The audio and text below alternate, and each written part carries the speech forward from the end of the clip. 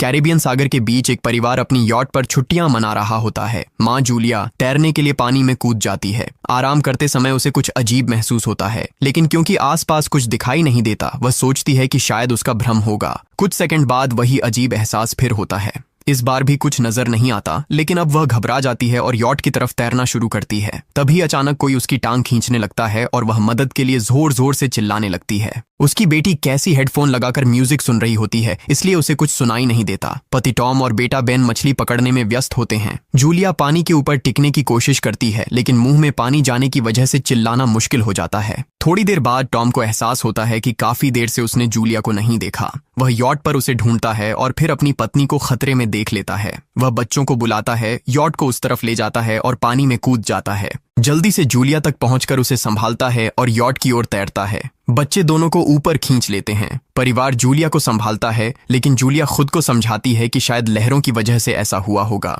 रात को सब मिलकर बेन का जन्मदिन मनाते हैं। कैसी को उसके बॉयफ्रेंड का कॉल आता है, तो वह लैपटॉप लेकर बाहर चली जाती है। वीडियो कॉल में उसका बॉयफ्रेंड दिखाता है कि शहर के ऊपर बड़े बड़े काले बादल छा गए हैं। कॉल ग्लिच होकर फ्रीज हो जाती है। कैसी यह बात परिवार को बताने आती है, लेकिन टॉम कहता है कि शायद जमीन से दूर होने की वजह से सिग्नल कमजोर है। तभी सबको एक आवाज सुनाई देती है। वे सब बाहर जाते हैं और देखते हैं कि व्हेल मछलियों का एक समूह गुजर रहा है। टॉम समझाता है कि व्हेल मछलियां हमेशा पृथ्वी के मैग्नेटिक फील्ड को फॉलो करती हैं, लेकिन जब तूफान आता है तो वे कंफ्यूज हो जाती हैं। अचानक यॉट जोर से हिलती है और बेन गिर जाता है। टॉम को चिंता होती है कि कहीं यॉट को नुकसान तो नहीं पहुंचा, इसलिए वह डाइव करके नीचे चेक करने चला जाता है। कुछ देर बाद वह सतह पर वापस आता है, लेकिन उसके कंधे पर एक बड़ा घाव होता है। जूलिया तुरंत उसका जख्म सीती है। टॉम बताता है कि पानी के अंदर उसे ऐसा लगा जैसे उसके पीछे कोई बहुत बड़ा जीव था, लेकिन जब उसने मुड़कर देखा तो प्रोपेलर से कट लग गया। वह कहता है कि जो भी चीज थी बहुत बड़ी थी। टॉम को यॉट पर काफी नुकसान दिखाई देता है, इसलिए उन्हें मदद बुलानी पड़ती है। जूलिया बार बार रेडियो पर कोशिश करती है। कैसी फोन पर सिग्नल ढूंढती है, लेकिन कुछ भी काम नहीं करता। तभी कैसी को एक अजीब सा जीव दिखाई देता है और वह चिल्ला उठती है, लेकिन वह तो बस बेन होता है जो मास्क पहनकर मजाक कर रहा होता है। कुछ देर बाद यॉट पूरी तरह बंद हो जाती है और समुद्र के बीच में फंस जाती है। जूलिया रेडियो में एक आवाज सुनती है, लेकिन आवाज इतनी खराब होती है कि उसे कुछ समझ नहीं आता। टॉम परिवार को बताता है कि उनके पास सिर्फ 4 दिन का खाना पानी बचा है और अब उन्हें किसी मछली पकड़ने वाली नाव का इंतजार करना होगा। अचानक रडार पर कुछ डिटेक्ट होता है और परिवार को एक अजीब सी आवाज सुनाई देती है। सब दौड़कर बाहर आते हैं और हैरानी से देखते हैं कि कई सारे उल्कापिंड जमीन पर गिर रहे हैं। जहां जहां उल्कापिंड गिरते हैं वहां बड़े धमाके होते हैं। एक उल्कापिंड पानी में उनके पास गिरता है तो टॉम तुरंत यॉट को चलाने की कोशिश करता है। इंजन मुश्किल से चलता है, लेकिन तभी एक और उल्कापिंड उस इलाके को हिट करता है। परिवार डर के मारे एक दूसरे को कसकर पकड़ लेता है। तभी टॉम को समझ आता है कि जो आग के गोले गिर रहे हैं वे उल्कापिंड नहीं बल्कि सैटेलाइट्स हैं। उसी वक्त बेन देखता है कि यॉट से धुआं निकल रहा है। टॉम चेक करता है और कंफर्म होता है कि इंजन खराब हो गया है। हवा तेज होने लगती है तो फैमिली यॉट के अंदर छुप जाती है, बिना ये नोटिस किए कि कंपास बहुत तेजी से घूम रहा है। यॉट जोर जोर से हिलने लगती है। बेन फिर से गिर जाता है और इस बार उसे चोट भी लग जाती है। लहरें तेजी से यॉट से टकरा रही होती हैं। टॉम स्ट्रगल करके बाहर जाता है और लाइफ जैकेट्स लेकर आता है। तभी पावर चली जाती है। टॉम तुरंत पावर बॉक्स का बटन प्रेस करता है और लाइट वापस आ जाती है। उस वक्त बेन नोटिस करता है कि जूलिया की नाक से खून बह रहा है। जूलिया को चक्कर आने लगते हैं, जबकि कैसी सिंक पर जाकर उल्टी कर देती है। टॉम रेडियो ट्राई करता रहता है पर सिग्नल नहीं मिलता। अचानक एक तेज हाई पिच्ड नॉइज आती है और हवा और भी स्ट्रांग हो जाती है। जूलिया दरवाजे बंद करने की कोशिश करती है, पर एक हैच खुल जाता है और हवा खिड़कियां तोड़ने लगती है। टॉम एक फ्लेयर जलाता है और थोड़ी देर बाद अंधेरा छा जाता है।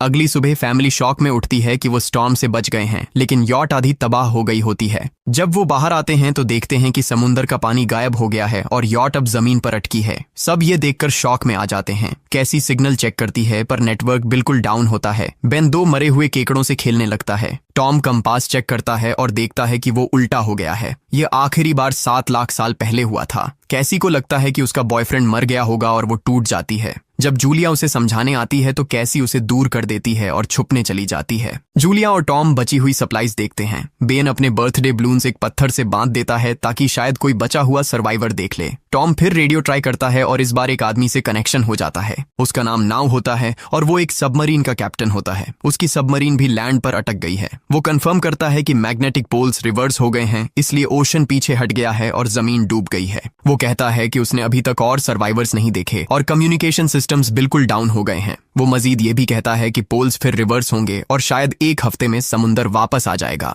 वो फैमिली को वार्न करता है कि जितना हो सके ऊंची जगह चढ़ जाओ, क्योंकि जब पानी वापस आएगा तो वो बहुत खतरनाक होगा। वो बोलता है उसका पार्टनर क्रैश में मारा गया और सबमरीन में बस 3 लोगों की ही जगह है। जूलिया और टॉम उससे कहते हैं कि प्लीज हमारे बच्चों को बचा लो। वो उन्हें अपने कोऑर्डिनेट्स दे देता है। टॉम कैलकुलेट करता है कि सबमरीन तक पहुंचने में 2-3 दिन लगेंगे। वो फैमिली से कहता है आज रात अच्छे से आराम कर लो, कल सुबह हम निकलेंगे। अगली सुबह फैमिली सामान पैक कर रही होती है, तभी टॉम को पास में कुछ हिलता हुआ दिखता है। वो एक लंगड़ा आदमी होता है जिसके हाथ में हार्पून होती है और साथ में एक कुत्ता लगातार भौंक रहा होता है। टॉम उसके पास जाता है और उसे पानी की बोतल देता है, लेकिन वो आदमी कुछ ऐसी भाषा में बोलता है जो टॉम समझ नहीं पाता। पानी पीने के बाद वो अजनबी अचानक टॉम के सिर पर बोतल मारता है और चेहरे पर जोर का लात मार देता है। जूलिया डर के मारे भागती है, लेकिन तब तक देर हो चुकी होती है। वो आदमी टॉम के पेट में हार्पून घुसा चुका होता है। टॉम कुछ पल तक तड़पता है और फिर वो उसकी गर्दन भी काट देता है। फिर वो आदमी जूलिया के पीछे भागता है और उस पर हार्पून फेंकता है, जिससे उसके कंधे में चोट लग जाती है।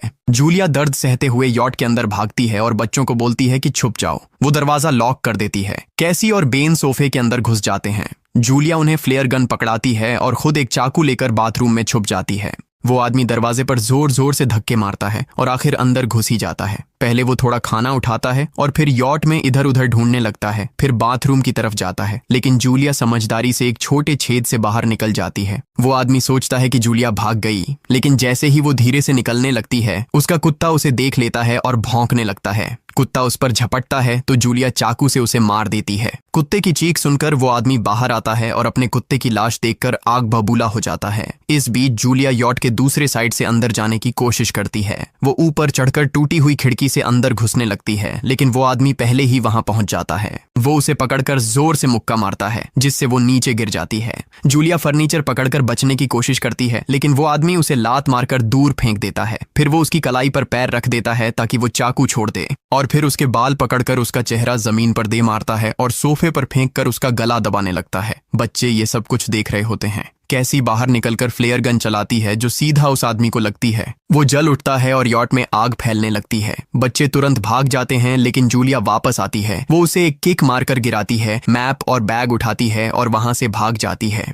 बेन और कैसी अपने पापा के पास जाकर रोने लगते हैं। जूलिया भी उनके साथ बैठ जाती है और तीनों मिलकर आंसुओं के साथ टॉम को आखिरी अलविदा कहते हैं। तभी वो डरावना आदमी फिर यॉट से बाहर निकल आता है तो फैमिली फिर से भागने लगती है। कुछ ही देर में यॉट एक बड़े धमाके के साथ उड़ जाती है। थोड़ी दूर चलने के बाद वो लोग एक छोटे से झरने के पास रुकते हैं ताकि थोड़ा आराम कर सकें। कैसी सोचती है कि शायद वो पागल आदमी उनके पास गुब्बारे देखकर आया था। ये सुनकर बेन खुद को कसूरवार मानने लगता है। जूलिया उसे समझाती है कि इसमें उसकी कोई गलती नहीं थी और सबको आगे बढ़ने को कहती है, क्योंकि वो आदमी अभी भी उनके पीछे है। रास्ते में एक छोटे तालाब के पास बेन एक मरी हुई हैमरहेड शार्क देखकर हैरान रह जाता है। तभी जूलिया नोटिस करती है कि वो आदमी फिर उनके करीब पहुंचने वाला है। सब लोग दौड़ पड़ते हैं और एक रेत के टीले से नीचे गिर जाते हैं, जहां उन्हें जहरीला कचरा दिखाई देता है। फैमिली सावधानी से उसे पार करती है और लगता है कि उन्होंने उस आदमी से पीछा छुड़ा लिया है। चलते चलते उन्हें बड़े बड़े मरे हुए सी एनिमल्स और समुंदर के नीचे जमा हुआ सारा प्लास्टिक दिखने लगता है।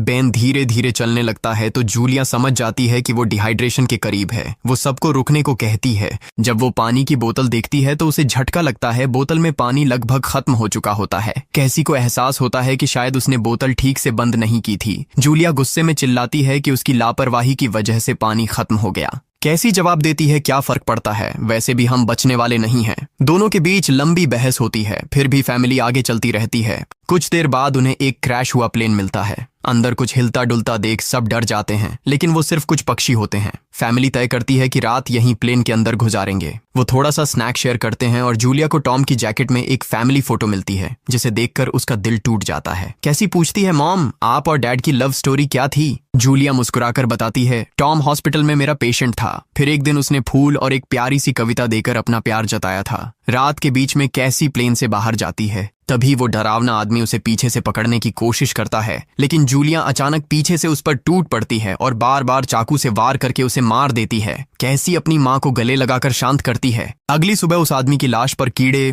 गुंड पड़े होते हैं। फैमिली नोटिस करती है कि उसके शरीर पर कई काटने के निशान हैं, मतलब इस एरिया में कोई खतरनाक जीव छिपा हुआ है। जैसे ही वो लोग वहां से निकलते हैं, केकड़े उसके मुंह से बाहर निकल आते हैं। कुछ घंटों बाद जूलिया और कैसी मैप देख रही होती हैं, लेकिन बेन धीरे से आगे निकल जाता है। जूलिया चिल्लाती है, रुक जाओ, लेकिन बेन एक तालाब में झुककर पानी पीने लगता है। जूलिया तुरंत उसे खींचकर बाहर निकालती है और समझाती है कि अनजान पानी उसे बीमार कर सकता है। धूप बहुत तेज हो जाती है तो फैमिली अपने सिर कपड़ों से ढक लेती है। बेन को चक्कर आने लगते हैं। तभी उन्हें कुछ पुराने कुर्सियां मिलती हैं और जूलिया कैसी उनसे एक टेम्पररी शेल्टर बना लेती हैं। जूलिया बेन को इंजेक्शन लगाती है और तय करती है कि वो रात वहीं बिताएंगे। सुबह जूलिया एक अजीब सी आवाज सुनकर उठती है।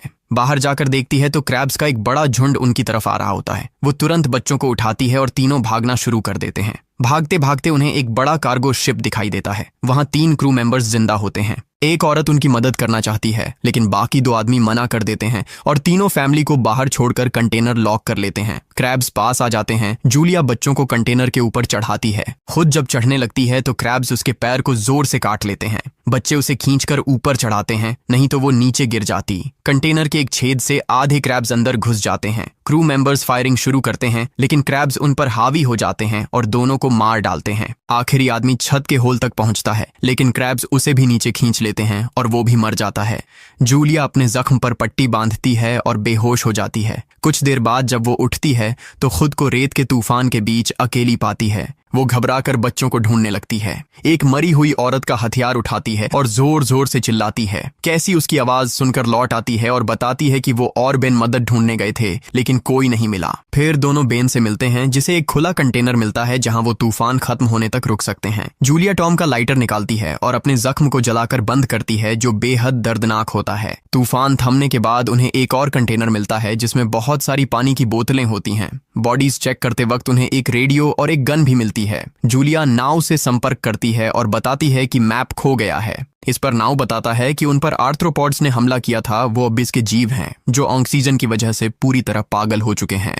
अब नाव फैमिली को जल्दी करने को बोलता है क्योंकि उसके इंस्ट्रूमेंट्स ने कैलकुलेट किया है कि समुद्र उम्मीद से ज्यादा जल्दी वापस आएगा और उनके पास सिर्फ कुछ घंटे बचे हैं। वो एक फ्लेयर शूट करता है और फैमिली उस दिशा में चलना शुरू करती है। लंबी वॉक के बाद फैमिली को एक टूटा हुआ टॉयलेट मिलता है जिसमें बेन पेशाब करता है। अब वो लोग आखिरकार सबमरीन को पास ही देख लेते हैं लेकिन वहां पहुंचने के लिए उन्हें एक बड़ा चट्टानी रास्ता पार करना होगा। जैसे ही वो रास्ते से गुजरते हैं दीवारें हिलने लगती हैं और पत्थर गिरने लगते हैं जिससे एक भयानक रॉक स्लाइड हो जाता है। जूलिया तुरंत अपने बच्चों को साइड में धक्का देती है और खुद भी पीछे हट जाती है ताकि कुचली न जाए। अब एक पत्थर की दीवार उनके बीच आ गई है। जूलिया बच्चों से कहती है कि वो बिना उसके आगे बढ़ जाए लेकिन कैसी मना करती है और जोर देती है कि उसकी मां को चढ़ने की कोशिश करनी चाहिए। बहुत बहस होती है और चिल्लाने के बाद जूलिया वादा करती है कि वो बाद में अपने बच्चों को ढूंढ लेगी। मजबूर होकर कैसी अपने भाई को खींचकर आगे ले जाती है।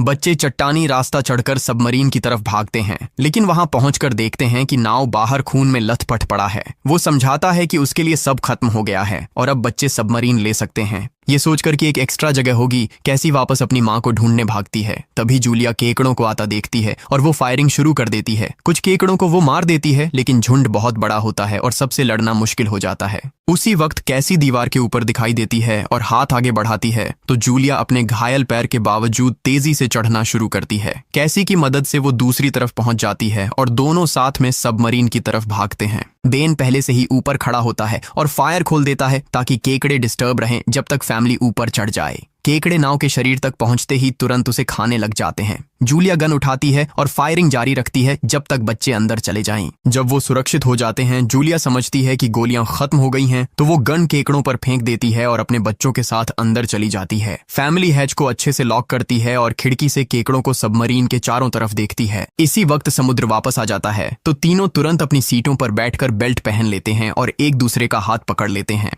तेज लहरें सबमरीन को जोर जोर से इधर उधर फेंकना शुरू कर देती हैं जिससे जूलिया को पूरी जर्नी के विजन दिखने लगते हैं और कैसी उल्टी कर देती है।